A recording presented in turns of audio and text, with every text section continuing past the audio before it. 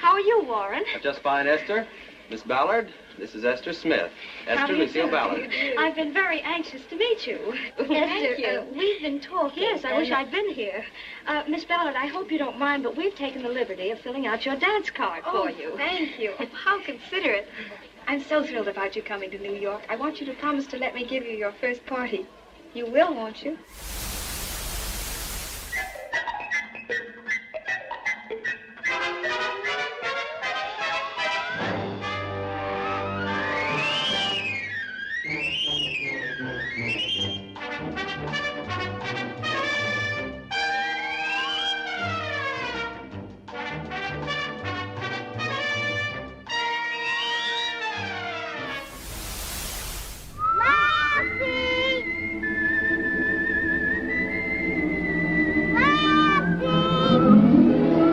Starring June Lockhart, Hugh Riley, John Provost as Timmy, and, of course, Lassie.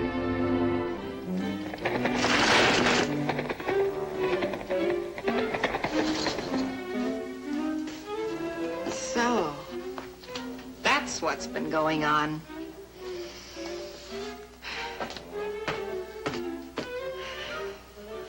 Lassie, you and I have been victimized by a feathered conniver. I apologize.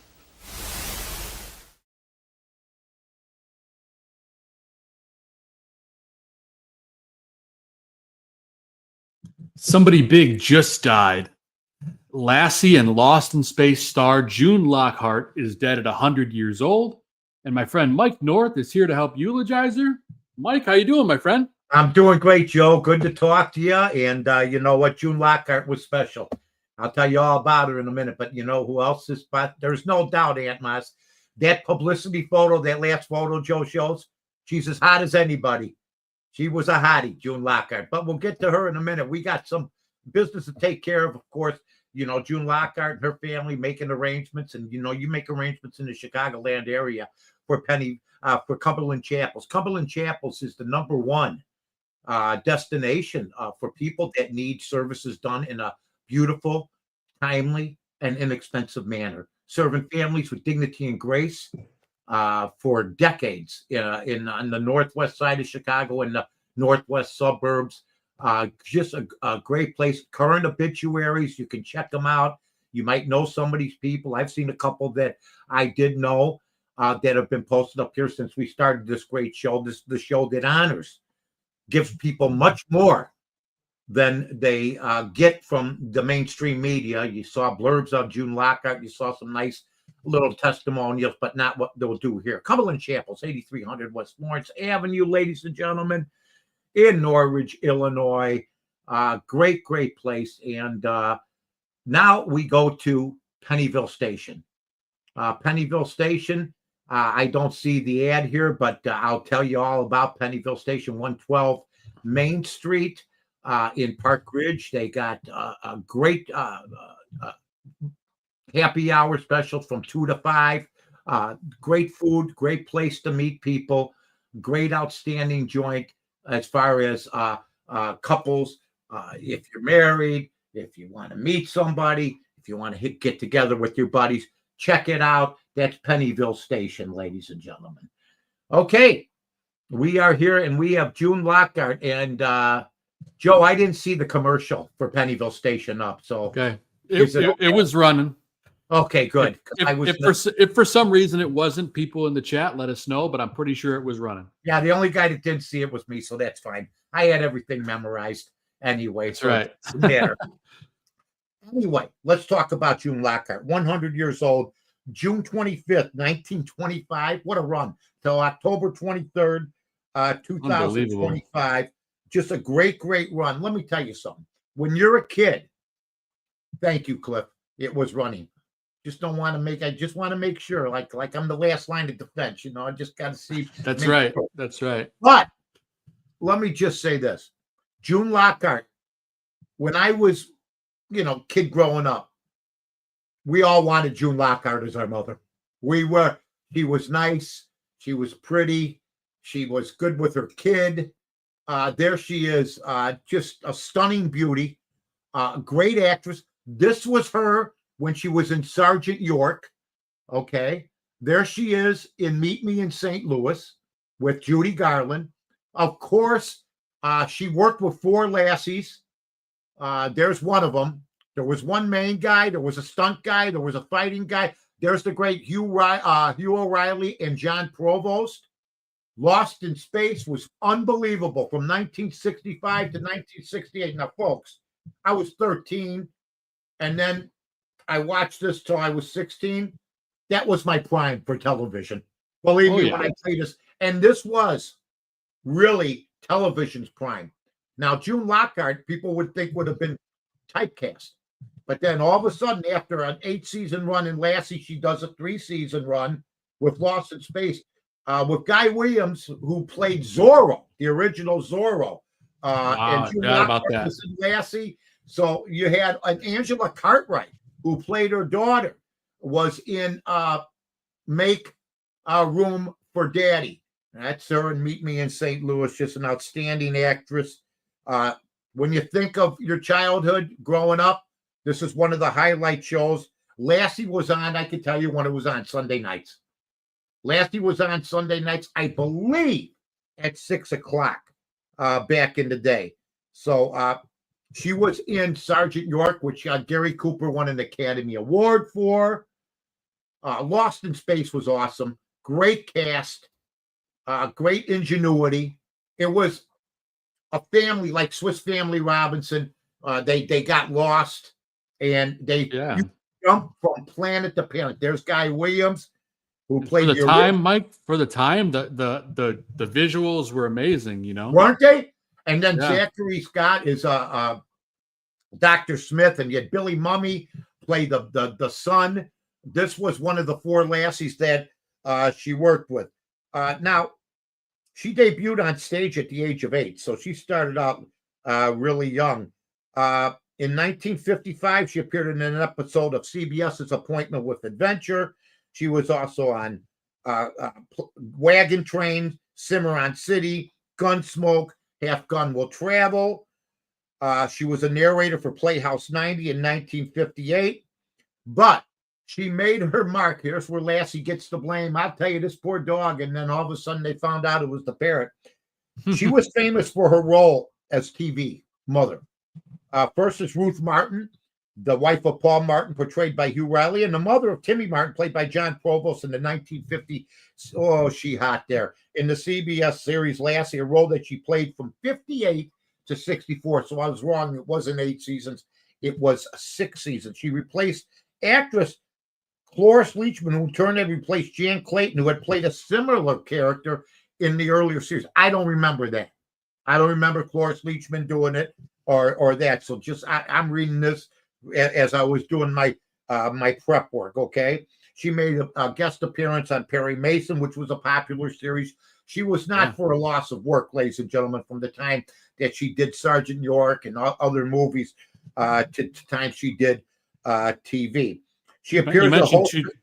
Yes, sir. Just say you mentioned 2 series there: Perry Mason, Lost in Space, both that have been remade in modern times. So absolutely. Cool. And Lassie, how many movies? Oh, Lassie too. Yeah.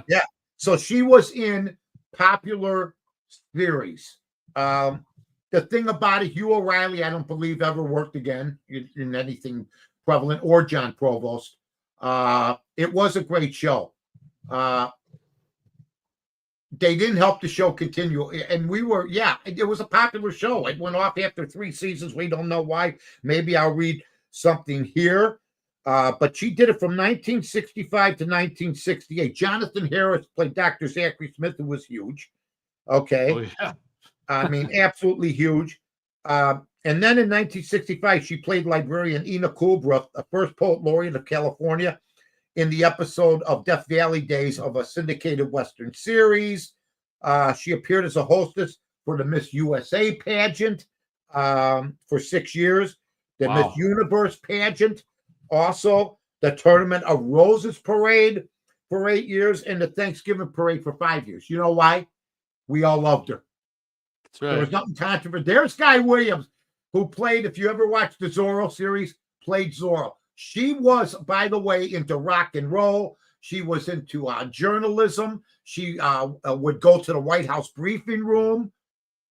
So she was absolutely well-rounded when it came to her roles. Now, she married John F. Maloney. They had 2 daughters, Anna Kathleen and June Elizabeth. They divorced in 1959. Wow. Long time to be single. She married then architect John Lindsay that same year. So something had to be going on. They just didn't meet. Okay. Oh, absolutely. But they divorced in 1970. She never remarried a Roman Catholic. Lockhart and her daughter and actress Kate Lenz met Pope John Paul II in 1985. She had a lifelong fascination with American presidential candidates and the media's coverage of her. She read the Los Angeles Times and the New York Times every single day up until her death. She got caught pneumonia, and that was the end of that, from what I understand. It doesn't say here, but she died of natural causes at her home. So she died beautifully. I mean, like 100. Yeah. I mean, 100. And, you know, I'm sure people hadn't known what happened to her. Here's some of it. She did a Christmas Carol. Think about this, folks. In 1938. Okay. 1940, All This in Heaven 2. Her big breakout, Sergeant York, is Rosie York in 1941, where Gary Cooper won the Academy Award. Meet Me in St. Louis, 1944. The White Cliffs of Dover, 2 great movies back then. There she is with Walter Brennan, one of the all-time greats, who, of course, won 3 Academy Awards, more than Spencer Tracy, Clark Gable. No, I didn't. But I'll tell you what. I bet you she had some fun. Paul. Also, she did a lot of other movies in the 1980s, the 90s. The Big Picture, Dead Women in Lingerie, The Thundering Herd, Super Caper. She worked all the way up to 2019. She did something called Bonji Beat and the Kingdom of Rhythm. She played Mindy the Owl. She voiced it. So she kept busy. Her TV stuff, she did the Ford Theater Hour in 1949, 1952, the Hallmark Hall of Fame, the Joseph Cotton Show in 1957, Have Gun Will Travel, of course, with Richard Boone in 1957, Wagon Train with Ward Bond in 1958, Gunsmoke with James Arness, I call him Jimmy, also in 1958, Lassie from 58 to 64. Look at that picture. What a run for this woman. Oh, yeah, she wasn't. She did Perry Mason in 64, Bewitched in 64, Voyage to the Bottom of the Sea in 64, The Man from U.N.C.L.E. in 1964, Lost in Space from 65 to 68. She became a regular on Petticoat Junction, the last 2 years of Petticoat Junction. Jeez. From 68 to 70. She did Adam 12, Ellery Queen. Look, if you grew up with TV like I did, I'm the first, really, I like to brag. I'm a GED grad, but I was really educated by newspapers and television and radio. That's where I got my education. So I know these people more than I know who all the presidents were. Okay, I'll name you all the stars of these shows. So you know this trivia question I'm going to ask you then, Mike. Well, I don't know. Now the pressure's on. That guy might look good. Mike and I did not rehearse this. So by the way, all right, go ahead. Off the cuff, what famous Christmas song made its debut in Meet Me in St. Louis? Meet Me, Judy Garland. With Judy Garland. Have yourself a very Merry Christmas. That's it. Yes! That's it. Attaboy, Mike. Woo! Woo! Woo! Come on now. I picked Ric that Flair one out and we Joe don't rehearse, but that's what I'm talking about. I don't know what happened yesterday, but you asked me what song was a Christmas song that made its debut. I'll tell you. She was in Falcon's Crest, Knots Landing. She was busy all the way to the end. And her mark was TV, though. I mean, you're in Sergeant York, you're in Meet Me in St. Louis. But if you were a kid growing up, she was like Mama from 1958 all the way to 1968 on 2 different series. Period. Yeah, no kidding. Period. End of story.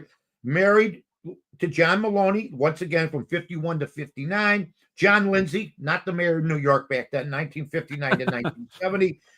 Her parents, her dad was an actor, character actor, Gene Lockhart. Her mother, Kathleen Lockhart, she only won a Tony Award in her life, and it was a special. So she never won any awards. She just worked all the time. Worked all the God time. bless. And he went to the Westlake School for Girls back in high school. And she wasn't, listen to the years active. People want to live this long naturally. 1933 as an actor, as an active actress to 2021. So what a career. What a career she had. And once again, I mean, this is what this show's about. I was excited to do this show because growing up, she was awesome. She was.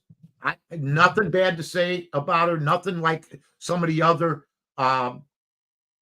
Somebody Big Just Died episodes. There's Angela Cartwright, ladies and gentlemen, who was on Make Room for Daddy. When I was a kid, most of us guys, we liked her too.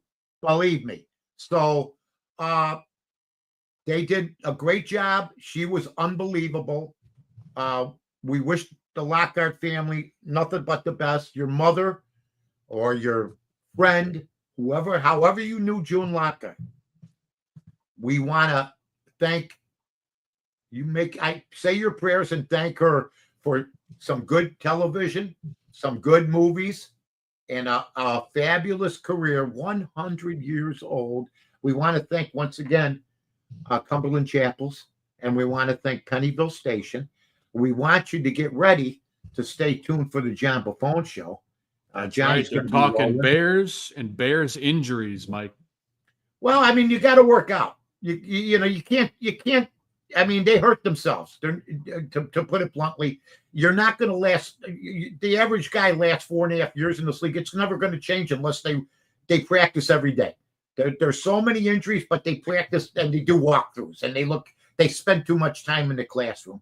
That's right. I mean, that's basically it. So I'm sure they'll have some things to say about Caleb, the defense, Ben Johnson. So stay tuned for John Buffone and the boys over there and the folks over there at, of course, the bar room. And Mike, you and I will be back on tomorrow morning. Oh, yeah. I got to say that now. Tomorrow morning, we're giving our sponsors. Yeah. This is the kind-hearted guy I am. Did I want to do two guys? Did I want to charge our sponsors for two? No. Were they big enough by themselves to do that? Borderline, for instance. We don't take everybody. The guy from Kiss just passed away. Okay. What was his name? Ace Frehley or whatever. Mm-hmm. He didn't make the list. You know why? Because he's not Gene Simmons or Paul Stanley. Now, he was part of the original group, but we go over this stuff and we leave people off. Plus, he got a lot of coverage. As I looked at social media and the newspapers, because he's a current member or was a current member of KISS, but he had quit and done everything else, had caused some problems and this and that. And I just said, it's not worth it. He's not big enough. So, you know what? We're going to have a 2-for-1. First time we've ever done this. We're going to do Nick Mangold and George Atkinson, and that will be up tomorrow morning. Nick, of course, dying at 41, and then George goes the other way and lives into his late 70s. One from the Oakland Raiders, and the other one probably one of the top 10 New York Jets of all time. And that's again, for sure. I mean, I haven't talked to Mike Greenberg in a while, but I'm sure Mike's a big Jet fan. I'm sure he'd probably agree. In the meantime, get ready for John Buffone and the Bar Room and Bear Talk. And I'm Mike North along with Joe Mandel, thanking everybody for tuning in to Somebody Big Just Died.